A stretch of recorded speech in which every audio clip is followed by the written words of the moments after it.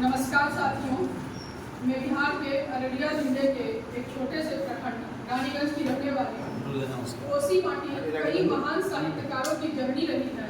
इसलिए मैं खुद को कहीं न कहीं गौरवान्वित पाती हूँ कि उस आबो हवा में मुझे भी रहने का सौभाग्य मिला है। सर्वप्रथम मैं प्रगतिशील लेखक संघ की पूर्णिया इकाई को साधुवाद देना चाहती हूँ, जिनके सार्थक प्रयासों से आज प्रेमचंद जयंती के अवसर पर ऐतिहासिक शहर पूर्णिया में सूर्य नारायण सिंह यादव महाविद्यालय के इस सभा सदन में इतने समसामयिक और महत्वपूर्ण विषय गांव, खेती और किसानों के बीच प्रेमचंद के कृतित्व और व्यक्तित्व पर परिचर्चा, प्रेमचंद के साहित्य में किसान पात्रों की भूमिका पर सेमिनार का आयोजन किया गया है। अपने नाम के अनुरूप ही यह एक श्रेष्ठ, संतुलित और सार्थक सामाजिक साहित्यिक परिवेश को कायम रखना ही आज के इस साहित्यिक कार्यक्रम का मूल उद्देश्य है। इस भव्य समारोह में आए हुए सभी अतिथियों, विशिष्ट अतिथि महोदय, कार्यक्रम के उद्घाटनकर्ता व अध्यक्ष महोदय, माननीय जिला सचिव जी, बुद्धिजीवी पत्रकारों, प्रबुद्ध अधिकारीगण, जनप्रतिनिधिगण, विशिष्ट राजनेताओं, सुधीर साहित्यकारों, क्रांतिकारी कवियों और तमाम आदरणीय श्रोतागणों का मैं हार्दिक अभिनंदन करती हूँ। साथ ही ऐतिहासिक जिला पूर्णिया के साहित्यिक धरोहर और विरासत के प्रति प्रगतिशील लेखक संघ को इस कार्यक्रम के आयोजन के लिए बहुत बहुत शुभकामनाएं देती हूँ। राजनीति से इतर इस तरह के साहित्यिक आयोजनों में, जिसमें हर तरह के, हर जाति के, हर वर्ग के, हर लोग शामिल होते हैं, इसकी जितनी भी प्रशंसा की जाए वो कम ही होगी। सच पूर्णिया की मिट्टी बहुत उर्वर है। वक्त के न जाने कितने थपेरे खाता हुआ, कोसी नदी से अटखेलियां करता हुआ, आंचलिकता की सोधी गंध समेटे यह क्षेत्र अपने आप में न जाने कितने साहित्य सृजकों, विद्वानों, बुद्धिजीवियों व मनीषियों को अपने आगोश में समेटे हुए है। हर बीतता लम्हा हमें साहित्य के इन नए नए नव प्रवर्तकों को इस बात से साक्षात्कार करवाता रहता है। महात्मा गांधी जी कहा करते थे कि भारत की आत्मा गाँव में बसती है। लोक संस्कृति को निरंतर होते हुए गाँव की कहानी और एक लेखक के जीवन की क्रांति गाथा लगातार चलती रहती है, अनवरत प्रत्यक्ष संग्राम और लेखन को साथ साथ लेकर। वैसे भी गांव, समाज और देश के दर्द से हटकर लिखा गया साहित्य अधूरा ही होता है। प्रेमचंद अकेले ऐसे बुद्धिजीवी लेखक थे जिन्होंने किसान जीवन की सूक्ष्म समस्याओं पर ध्यान केंद्रित करके बृहद तौर पर लिखा और लोगों तथा सरकार का ध्यान आकृष्ट किया। उन्हें किसान जीवन का महान रचनाकार माना जाता है। किसान जीवन की समस्याओं के प्रति जो गहराई और गंभीरता उनके रचनाकर्म में दिखती है, वह उनकी राष्ट्रीय हित के प्रति चिंता का कारण है। प्रेमचंद को किसानों से गहरा लगाव था, उसी प्रकार का लगाव जैसे किसान का अपने खेतों के प्रति और माँ बाप का अपने बच्चों के प्रति होता है। वे संभवतः भारतीय साहित्य में पहले ऐसे लेखक थे जिन्होंने जमींदारी प्रथा को समाप्त करने की बात कही और यह प्रश्न अपने लेखन के माध्यम से उठाया कि किसान और सरकार के बीच यह तीसरा वर्ग अर्थात जमींदार क्यों है और इसकी क्या प्रासंगिकता है। वे अच्छी तरह समझ चुके थे कि समाज में जो दलित है, स्त्रियां हैं, किसान और मजदूर हैं, इनको सुखी रखने और साथ लेकर चलने से ही राष्ट्रीय समस्याओं का अस्थायी हल हो पाएगा। यहाँ यह कहने की आवश्यकता नहीं है कि प्रेमचंद के समय किसानों की स्थिति बड़ी दयनीय थी। उनके ऊपर एक और अंग्रेजी शासन का दबाव था तो दूसरी ओर जमींदारों का जुर्म। इन दोनों के बीच पिस रहे किसान अपनी मेहनत की कमाई भी खो देते थे। कहना चाहिए कि उनसे उनकी मेहनत की कमाई एक तरह से छीन ली जाती थी। सन 1932 के दिसंबर में लिखे अपने एक लेख में हतभागे किसान उस लेख का नाम था। प्रेमचंद ने उसमें लिखा, भारत के 80% आदमी खेती करते हैं। कई फीसदी वह हैं जो अपनी आजीविका के लिए किसानों के मोहताज हैं, जैसे गांव के बड़ी और लुहारा हैं। प्रेमचंद ने अपने साहित्य में उपनिवेशकालीन भारतीय किसान का बेहद मार्मिक और यथार्थपूर्ण चित्रण किया है। अपने एक अन्य लेख में उन्होंने लिखा है कि कृषि भारत का मुख्य व्यवसाय है, पर उसे नोचने वाले तो सब हैं, उसको प्रोत्साहन देने वाला कोई नहीं। उसे भूखों मारकर पैसे के लिए महाजन का मुंह देखकर अपना जीवन काटना पड़ता है।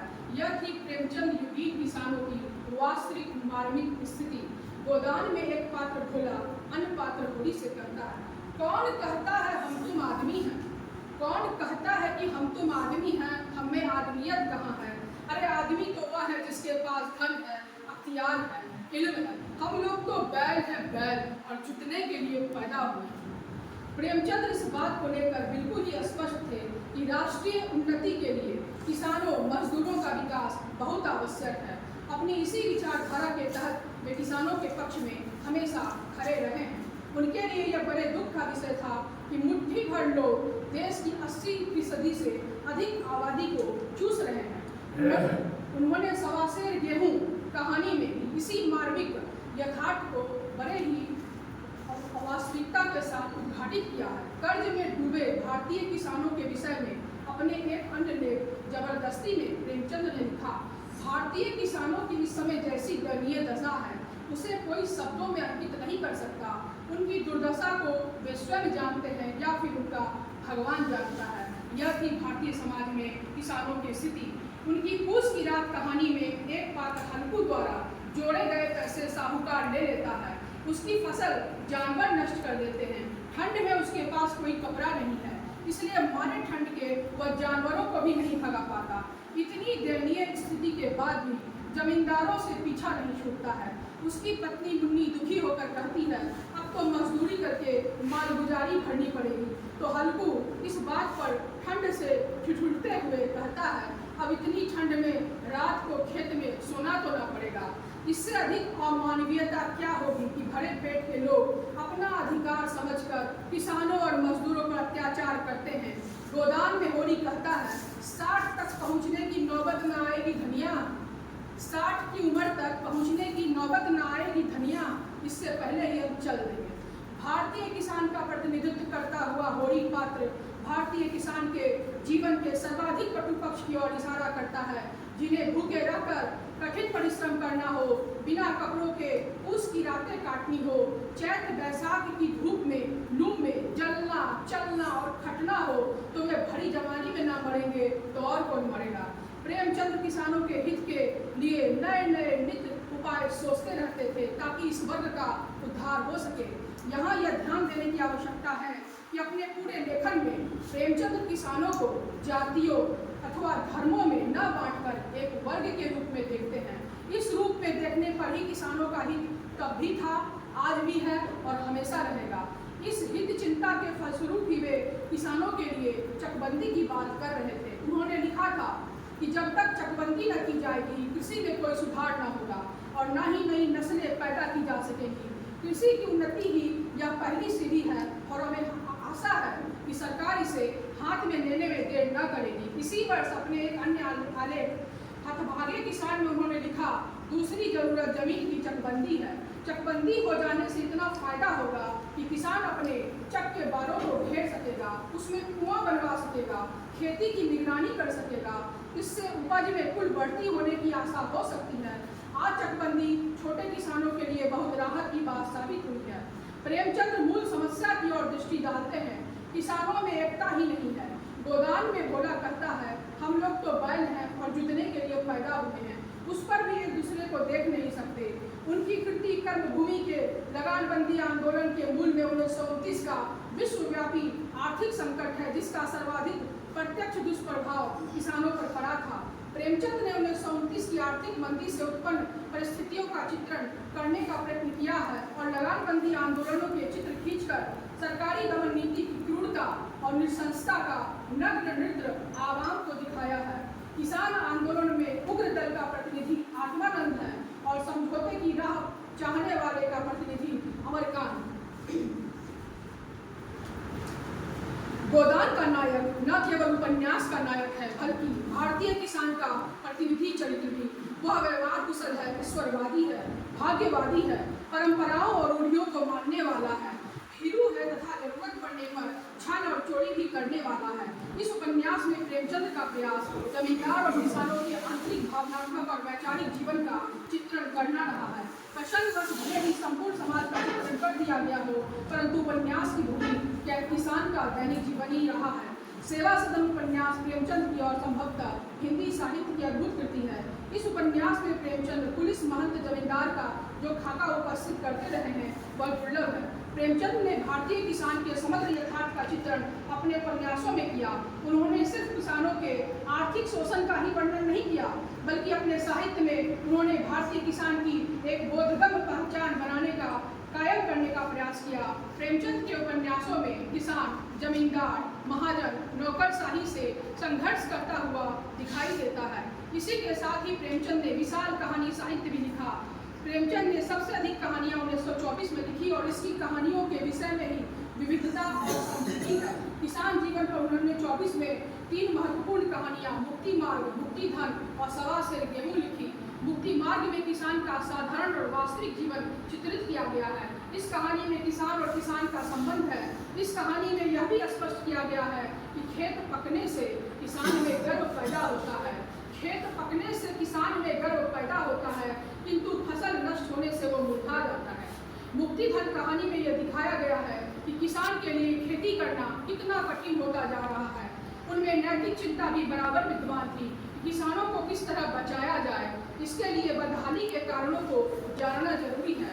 सवा सेर गेहूं उपन्यास में 20 वर्ष तक गुलामी करने के बाद जब एक पात्र शंकर मरता है तो वो भी सवा सेर गेहूं के कर्ज के कारण। दोनों कहानियों के किसान अंत में मजदूर बन जाते हैं। सवा सेर गेहूं में इसका कारण महाजन को बताया गया है, जो धर्म की आड़ में शोषण करता है।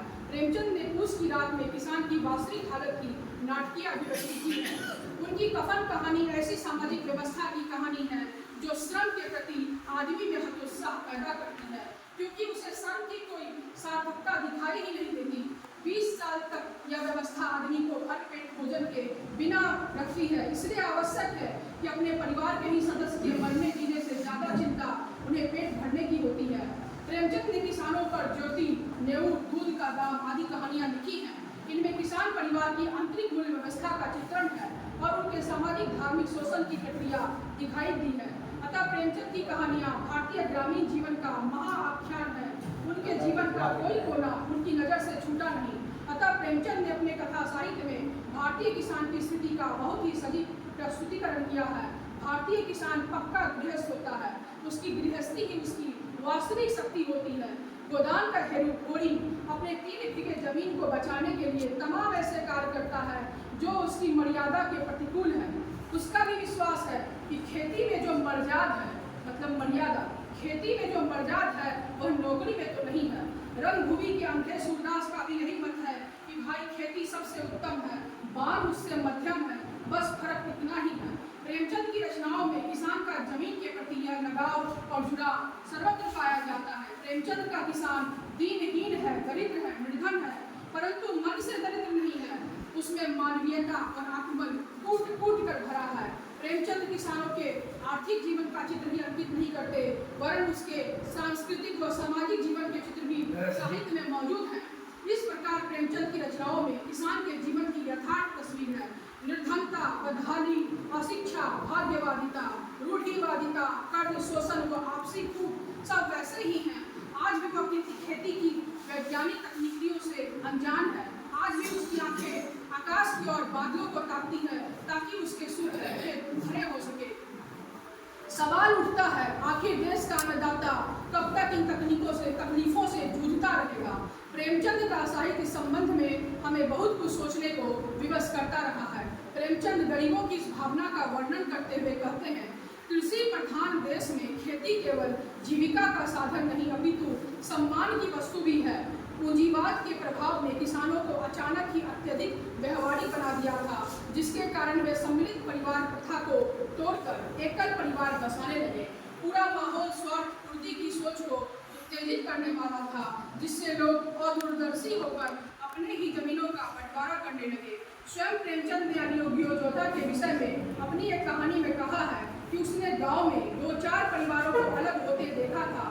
वह खूब जानता था कि रोटी के साथ लोगों के हृदय भी अलग हो जाते हैं, अपने हमेशा गैर हो जाते हैं, फिर उसमें वही नाता रह जाता है जो गांव के और अन्य आदमियों में होता है। यही अलग योद्धा धीरे धीरे भारतीय जनता की भूमि और भूमि के साथ मानस मन को बांट रही थी, जिसका फायदा अंग्रेज उठा रहे थे।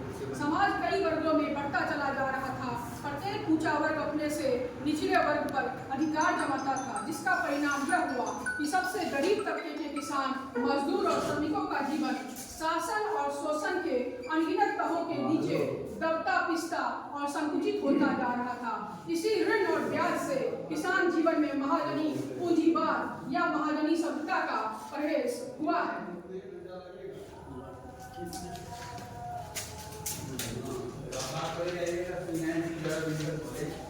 और इसी सभ्यता के विरोधी थे प्रेमचंद। उनका साहित्य इस विरोध का शाश्वत प्रमाण है। प्रेमचंद अपने साहित्य में किसानों के हक की बात करते हैं। किसानों को उनका हक दिलाने की बात प्रेमचंद ने प्रेमाश्रम के पात्र प्रेम शंकर के माध्यम से भी कहलाई है। भूमि उसकी है तो वो उसको खुद जोते। शासक को उसकी उपज में भाग लेने का अधिकार इसलिए है क्योंकि वह देश में शांति और रक्षा की व्यवस्था करता है, जिसके बिना खेती नहीं हो सकती। किसी तीसरे वर्ग का समाज में कोई स्थान नहीं है। तीसरा वर्ग जमींदार को संकेत करता है। ऋण भार से ग्रस्त, भूमि से हीन होकर और गरीबी से त्रस्त होकर भूख से मरते हुए गरीब किसान के पास कोई चारा ही नहीं बच रहा था, सिवाय इसके कि वो औद्योगिक जगत की तरफ मजदूर बनकर दौड़े। और यही प्रेमचंद का दर्द था, यही तकलीफ थी जो प्रेमचंद को दुख पहुंचा रही थी। उन्होंने अपने कई उपन्यासों और कहानियों में किसान से मजदूर बनने की प्रक्रिया का बड़ा हृदयविदारक और यथार्थ चित्रण किया है। जैसे गोदान की संपूर्ण कथा ही होरी से गोबर बनने की, किसान से मजदूर बनने की कथा रही। होरी अपने पूरे जीवन में अपने किसान के गौरव को खोना नहीं चाहता था।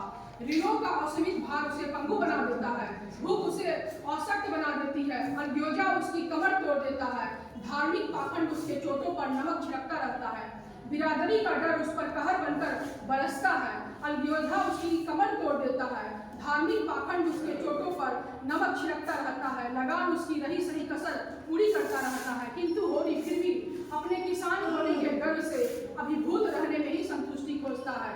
यह गर्व आखिर क्या था जो किसान को भूमि से बांधे रखता है? किसान भूमि को सींचकर बंजर में भी अन्न पैदा कर सकता है। रात दिन वर्षा पाला धूप जाड़ा की परवाह न करता हुआ वह हार फाड़ कर खेती करता है, सिर्फ इस गौरवगान से यही अन्न पूरा देश खाएगा। इसी अन्न पर पूरे देश का जीवन निर्भर करता है। पूरा देश भले या सोचे या ना सोचे, पूरा देश भले किसान की उपेक्षा करे, उसकी जरूरत और उसके महत्व को भूल जाए, पर किसान भी अगर अपने महत्व को, भूमि के महत्व को भूल जाए तो इस देश की क्या अवस्था होगी। गोदान का होरी अपने भूमि को अपना बनाए रखने की हर संभव कोशिश करता है, किंतु अंततः इस देश की व्यवस्था उसे मजदूर बनने पर विवश कर देती है और यही फिर अंततः होरी की जान ले लेती है। किंतु हर किसान होरी नहीं होता जो मरते दम तक जमीन को सीने से चिपटाए रखे। होरी जैसी सहनशीलता हर किसान में नहीं होती। इसका चित्रण प्रेमचंद गोबर के माध्यम से करते हैं, जो गांव की अव्यवस्था, अत्याचार, गरीबी और अनाचार से उठकर शहर चला जाता है तथा खन्ना की मिल में मजदूर बन जाता है। प्रेमचंद ने अपनी अंतर्दृष्टि से इस पूरे भारी घटनाक्रम को देख और समझ लिया था। उन्होंने जो चित्रण किया वो आज अपने भयावह विकराल रूप से खाद्य संकट बनकर पूरे देश में, पूरे विश्व में के सामने मुंह वाए खड़ा है। सरकार और जमींदारों की उपेक्षा के कारण कृषि की उन्नति ठप हो गई थी। पूंजीवादी सभ्यता के विकास के कारण मिल, कारखानों आदि की स्थापनाएं हो रही थी जो किसानों के लिए अहितकर थी, क्योंकि किसान की उपज को उद्योग धंधे के लिए सस्ते दामों पर खरीदा जाता था, जिससे किसानों को तो फायदा नाम मात्र का होता था, पर पूंजीपति उससे कई गुना फायदा कमा रहे थे। प्रेमचंद ने इस संपूर्ण प्रक्रिया को, होरी से गोबर बनने की प्रक्रिया को देखा, समझा था और जिया था, बहुत ही करीब से महसूस किया था। यही कारण है कि घटना प्रधान तिलस्मी अय्यारी की कहानियां पढ़कर भी उनका मन ऐसी रचनाओं की तरफ नहीं भटका, बल्कि उससे अर्जित लेखन कला को उन्होंने अपनी अनुभूतियों को, किसानों के दुख को सबके सामने लाने के लिए एक अस्त्र के रूप में प्रयुक्त किया। प्रेमचंद ने अपनी कथा दृष्टि की सार्थकता इसी में समझी कि वे अपने माध्यम से किसानों की स्थिति को, उनके दुख को, उनकी दुविधा को, उनके कुचलते हुए आत्मसम्मान को जनता के सामने पेश कर सके और उससे भी बड़ी बात उन्हें यह बता सके कि किसानों को कितनी ज्यादा जरूरत पूरे भारत के साथ साथ सहानुभूति की हुई है, उससे कहीं ज्यादा जरूरत पूरे भारत को किसानों की है, क्योंकि किसान ही बिना स्वार्थ के पूरे देश को अन्न दे सकता है और उसका पेट भर सकता है। कर्म भूमि के पात्र काशी के मुंह से भी ऐसी बातें कहलवाकर प्रेमचंद साबित कर देना चाहते थे कि होरी अकेला ही ऐसा किसान नहीं है जो खेती में मर्यादा को, अर्थात मर्यादा को समझता है। संचित भारतीय किसान अर्थव्यवस्था की रीढ़ माने जाते रहे हैं। इनके बगैर एक खुशहाल